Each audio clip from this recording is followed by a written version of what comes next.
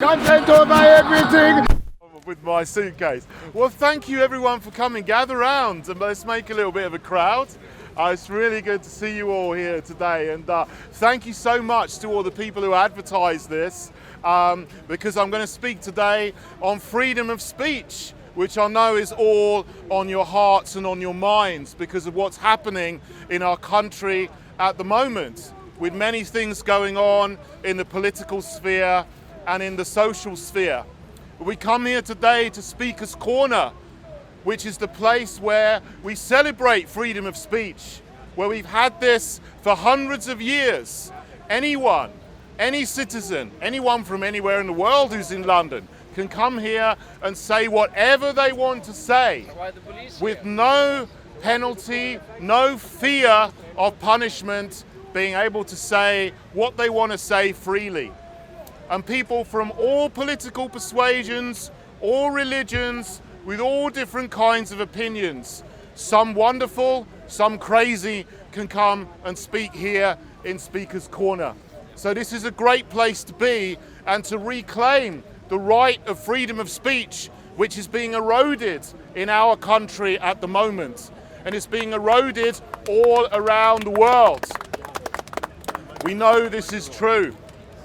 And we've seen in recent weeks, people have been stopped at the border who want to come into this country as free citizens of our friendly countries. A citizen of Canada, a citizen of America were stopped at the border because they want to speak the truth about certain issues.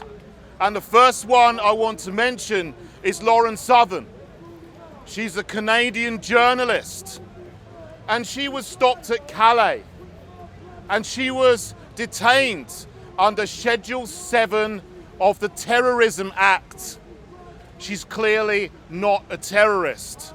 And when we look into what the government did and how the government stopped her from coming into this country to say what she wants to say, maybe not everyone agrees with it, this was the wrong thing. This was a draconian abuse of power and law to stop someone from using their right to freedom of speech in a free country. So we need to say that this is wrong.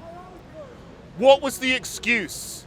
They said that she offended the Public Order Act in Luton. Well, she was moved on by the police for handing out some leaflets saying Allah is gay. Now, that's not something I would do. It's not something I would recommend. But it's not really showing that she's a terrorist. That is ridiculous. While she was stopped from coming into the country for saying this thing, which wasn't offending any particular person, it maybe offended Allah, but I'm sure he's big enough to look after himself. We have the most horrible things said about Jesus Christ in this country and around the world. And what did the establishment do? Nothing. There was an artist, so-called artist from America, who made a work which he called Piss Christ. I think it's despicable, it's offensive, it's grossly insulting to all Christians all around the world. What he did was he got a crucifix and he put it into a vessel filled to the brim with his own urine and closed it up, and he's put this in a museum as a piece of art. That was in America. But what did the authorities do about it? Nothing. People complained about it all around the world. There was a picture taken of it, which was displayed in galleries all around the world. The guy won prizes for this despicable, offensive, grossly insulting piece of so-called art about Jesus. The authorities do nothing. But when someone hands out a little piece of paper that may be insulting to Allah, but was not insulting to any particular person, they get stopped from coming into the country. There is a double standard here, which is very obvious to see. And the next person that was stopped, well actually it was before Lauren Southern, was an American reporter called Brittany Pettibone. Now she got into an even worse situation.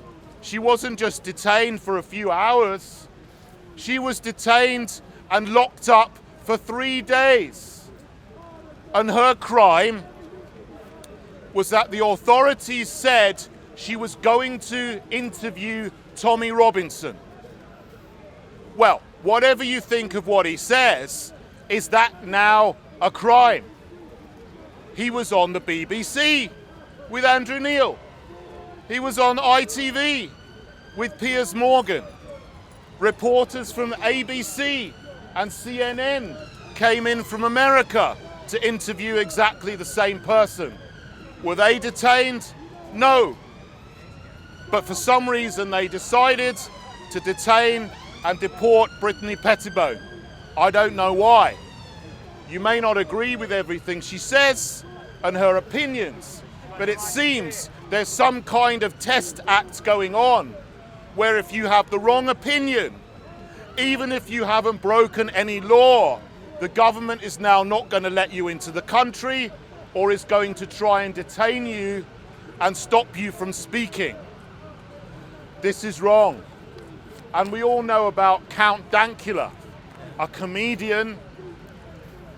His jokes were grossly offensive to some people. Other people found them funny. The court said there is no such thing as context in this case. And he was dragged through the courts for the video he made saying that it was anti-Semitic. He said himself it wasn't anti-Semitic, there was context to it. You can watch it for yourself to decide. But there are other people who have said grossly offensive things which are jokes. Even comedians that I don't particularly like Ricky Gervais. Personally, I don't particularly like his jokes, but he stood up for this man, Count Dankula, who's dragged through the courts in Scotland, because now it seems, even if you're a comedian and you're not offending any particular one person, then you can be dragged through the courts and stopped from speaking and shut up by the authorities. And he may go to prison for 2 years for what he did.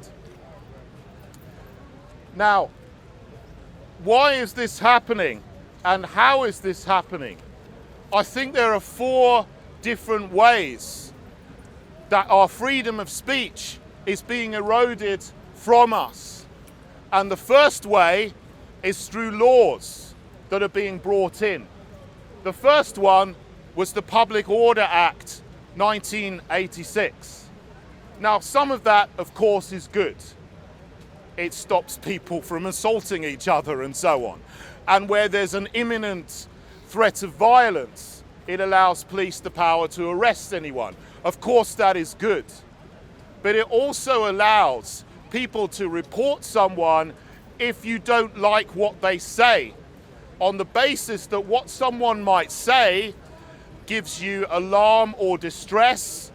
You can report that to the police, and with extra guidelines that have come in on so-called hate crimes, anybody that says something that people think on the basis of their perception is offensive to someone with a protected characteristic, they can be arrested and dragged through the courts and threatened with prison just for saying something. So you have to be very careful now about everything you say. There was a case in Cambridge where people were just having a joke in a party in their back garden. Yes, they were saying things that I might find offensive or nasty, but they weren't threatening anyone with violence. And the police came round and arrested someone and dragged them away for making jokes in their own back garden, which someone heard and reported as a public order offence. This is where we are. And we are so close to losing our freedom, because You just don't know what you can say anymore. You have to watch every single word that you say.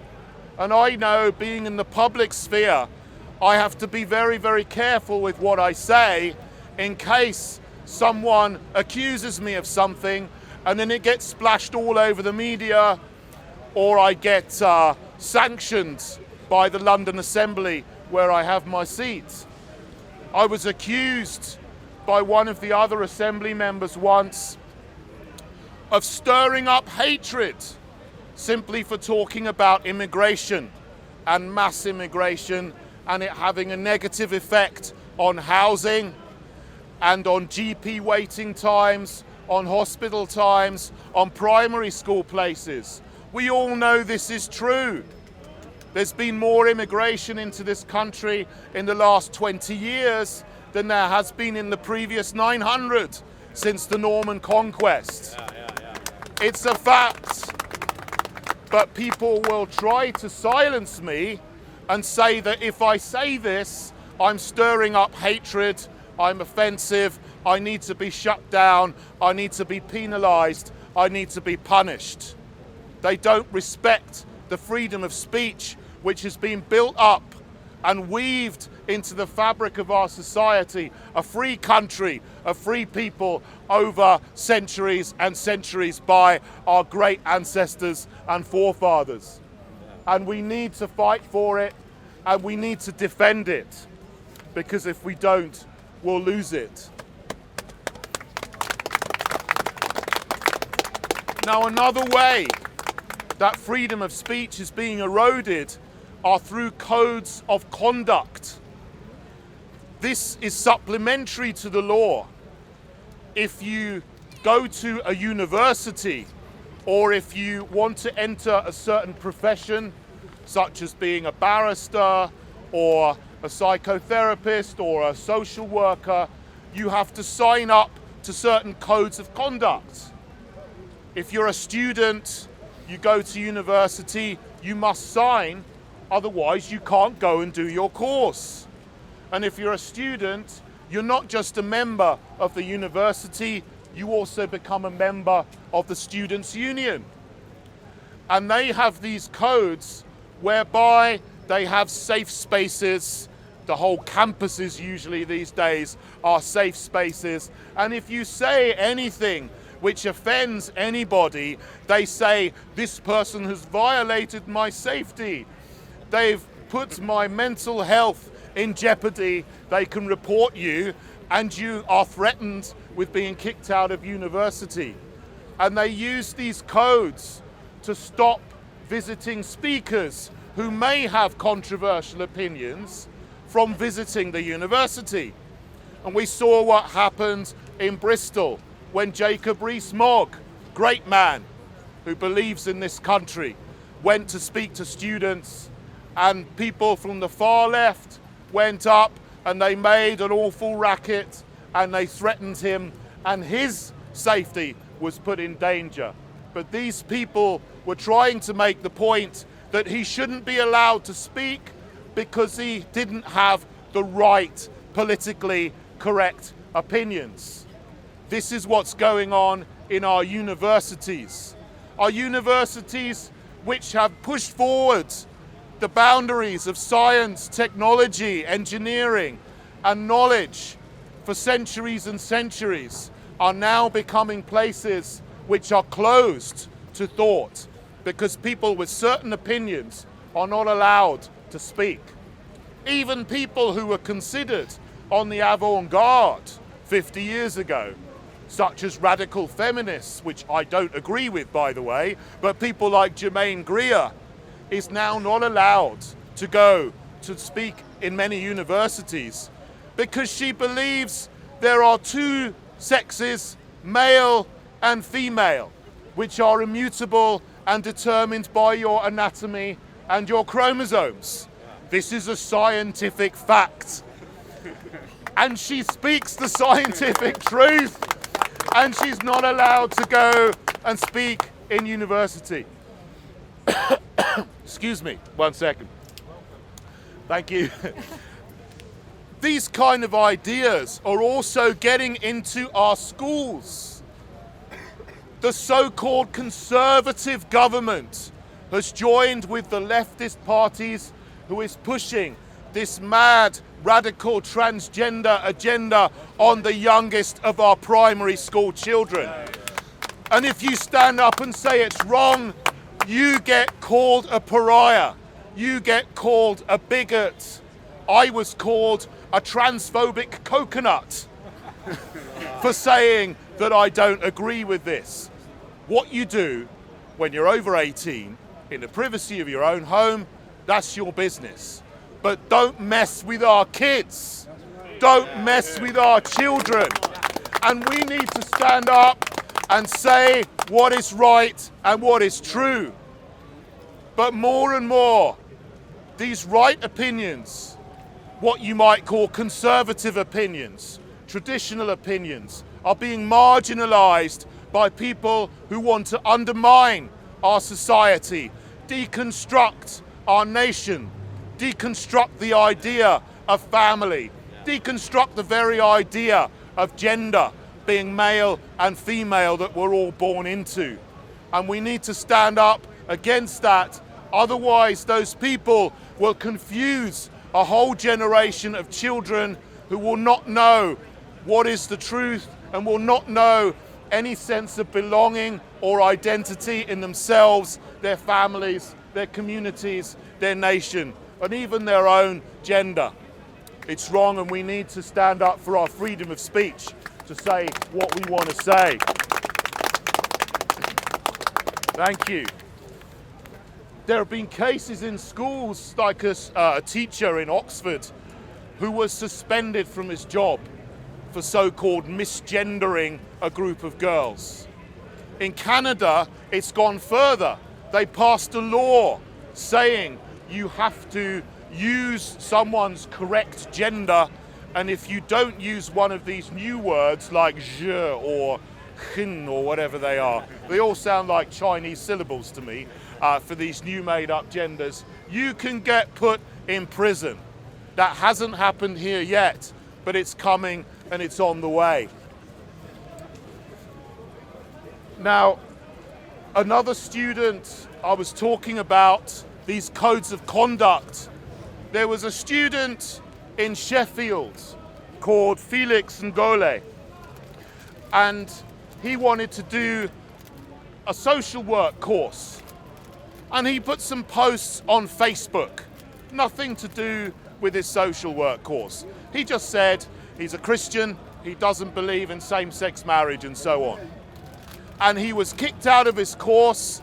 He wasn't given any method of appeal. They just said to him, they declared that he was unfit to practice social work. Someone who'd put a year or more of his time, wanted to help people, had the wrong opinion. It would not have affected his job, but he was kicked out of his course simply for having a traditional opinion. So this is what we need to stand up against. Now there's also, I mentioned two things here so far. There's also the issue of censorship, and it's quite frightening what's happening at the moment. We have social media, and social media is a new phenomenon relatively, which has been built up as the internet has become more and more popular over the last 20 years. And the idea of social media initially, of course, was that everyone was free to say what they want to say. It's a lot of fun. You can have arguments on Twitter and this and that, and everyone is free. But in Germany, particularly, and Sweden, the government is now clamping down on social media companies and saying, if you allow certain opinions to be put on your platform, we're going to fine you thousands, if not millions of pounds or euros. And this is coming in this country as well. Whatever you think of Theresa May, she's all on board for censoring social media. I believe laws will come in the future where social media platforms are being bullied. Probably they're willing to do this as well, to stop what is called the wrong opinions they call politically incorrect opinions. And there's also, thank you, a fourth thing, there's also the insidious fear that comes from a culture of political correctness. If you say something that you think or the government says is the wrong thing to say, you'll be called a bigot, you'll be called a xenophobe, you'll be called a racist. And these cases I've mentioned so far are about individual people. But of course, it's more than that, because we know that this culture of political correctness has stopped people from speaking out about the raping and grooming and pimping of thousands, if not hundreds of thousands, of girls in this country over 20, 30, 40 years. And the culture of political correctness, if we don't stand up to it and we don't fight it, it's going to mean that many more thousands of girls will be victims of child sexual abuse. It's taken some heroic people to stand up in Rotherham and Rochdale and Telford to expose what's going on. But it's probably happening in every town and city across the country. Now, the Chief of Police of Northumbria, who is called Steve Ashman, I read this quote from him. I think there's every likelihood that this is happening in every town and city across the country. The Chief Executive of Newcastle City Council, which has had 700 girls being the victim of child sexual abuse, says any area that says it does not have a problem is simply not looking for it. So we must stand up for freedom of speech, yes, for ourselves, so that we're free to say what we want to say, so we can have a joke in our back gardens, so we can have banter in a pub. But it's more serious than that, because if we don't stand up, more girls are going to be victims of this horrible, horrific crime. And for their sake, if no one else's sake, we need to stand up. We need to stand up and be counted. And I thank you all for coming here today to stand up and be counted. And I know that you will go away and you will continue the fight for freedom of speech in this country. Thank you. I've got more to say. I could have finished there. Finally, what can we do about it? You come to the rally here today, it's in the rain. So it's wonderful to see at least 100 of you standing here in the rain in a rally about freedom of speech. But we can do more than that. You can support people who do stand up for it. I stand up for it, you can support me. There's other people as well who are doing this as well. There are petitions going around. That's a very simple thing you can do. Now, a few weeks ago, after Lauren Southern and Brittany Pettibone were not allowed entry into the country, I and a few other people registered petitions in the government. They only picked one of them, it wasn't mine. But there is a petition which has now got over 10,000 signatures to allow them to come into the country. So look online, petitions.parliament.uk or whatever the site is, sign the petition. Let's get that petition to 100,000 people.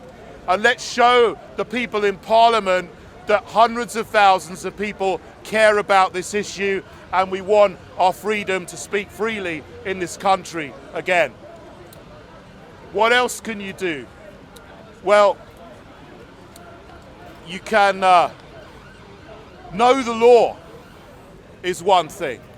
The Dalai Lama, I think, says, know the law so you know how to break the law. Now, I'm not saying go and break the law as in go and do something wrong, but know the law so you know how to legally change the law. There are people who are absolute hypocrites who will try to put you down for saying something they say is politically incorrect. But they will say the most hideous things themselves.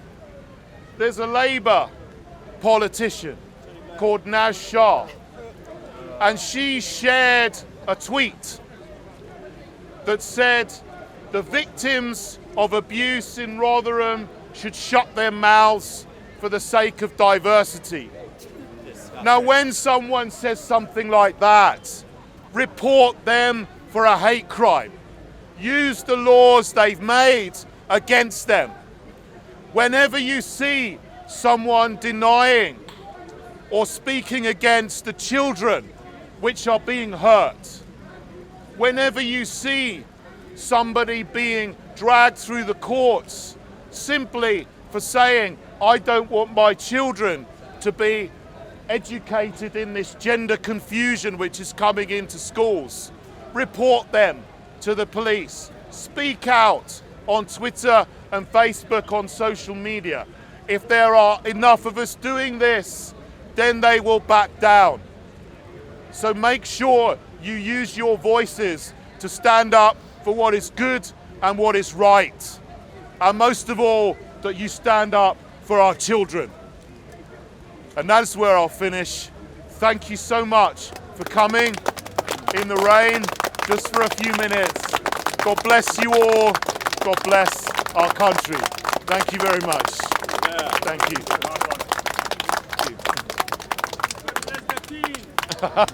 There's that. Wow, thank you. I don't know if any of you got any questions or anything anyone wants to say. Yes, sir. I've seen that Hope Not Hate has started to campaign against your party. They're finished with the BNP now. They're vowing to close you down. Well, they've already been campaigning against us.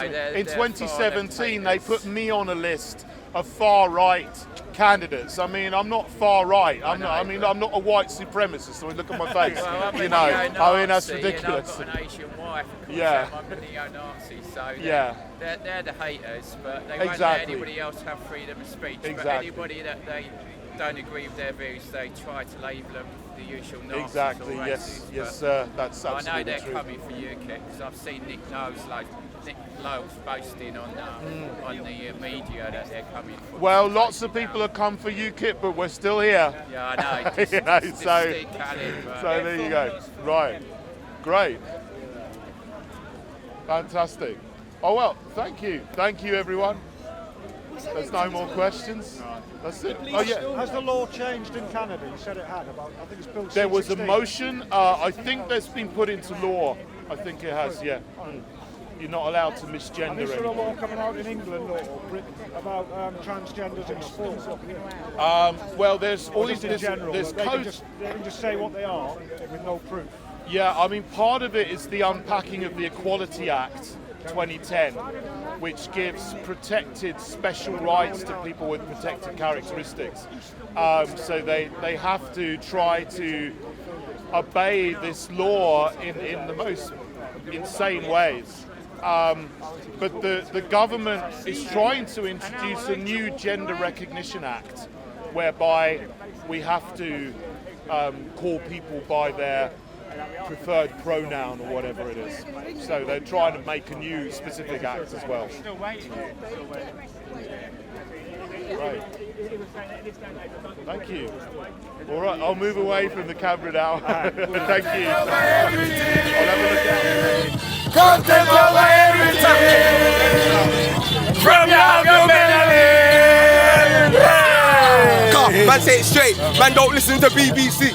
Man, don't listen to. Content's on the scene. Come on, your view on this. I don't have a view on this. I don't have a view. What we do is uphold park regulations. This is park policy, so at this time, we're requesting. If the government told you to bow down to the Queen, would you do it? No. Why would the government tell me to bow down to the Queen? What I'm saying. Why are you asking bizarre questions? What I'm saying is, right? If your sergeant or anyone else wants you to do something that's that conflicts with your religion, would you do it? This doesn't conflict with my religion. It does, it clearly does, because obviously Muslims are here praying, you as a Muslim telling them to go and pray somewhere else. No, I'm not. I'm asking.